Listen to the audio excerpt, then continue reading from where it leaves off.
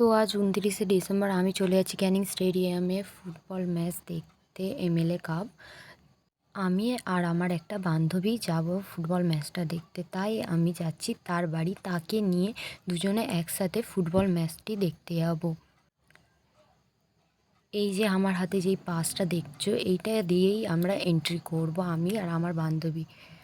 তো প্রায় আমি তার বাড়ি চলে এসেছি। এসে দেখি ম্যাডাম তো রেডি হয়ে চুল ছানছে আর ঢং করছে, নাচছে। অনেক চেঁচানোর পর দুজন মিলে একসাথে বেরিয়ে গেলাম।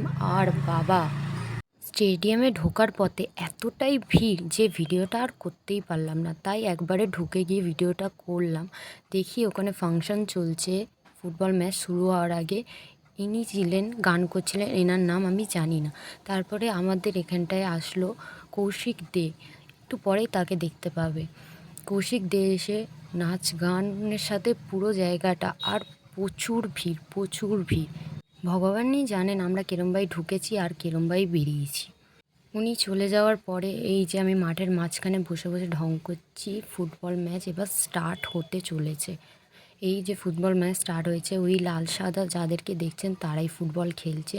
আমার ক্যামেরাটা ভালো না, জীবনে প্রথমবার ইউটিউবে আমি ভিডিও করছি, তাও আবার কেঁপে। যাই হোক, জীবনে প্রথম ভিডিও, কোনো কিছু ভুল হলে তাও ক্ষমা করে দিও। এতটাই ভিড় ছিল তাই একবারে ঘরে এসেই ভিডিওটা করলাম। আশা করি ভিডিওটা ভালো লেগেছে। আর কিছু যদি ভুল হয়ে থাকে আমাকে তোমরা ক্ষমা করে দিও।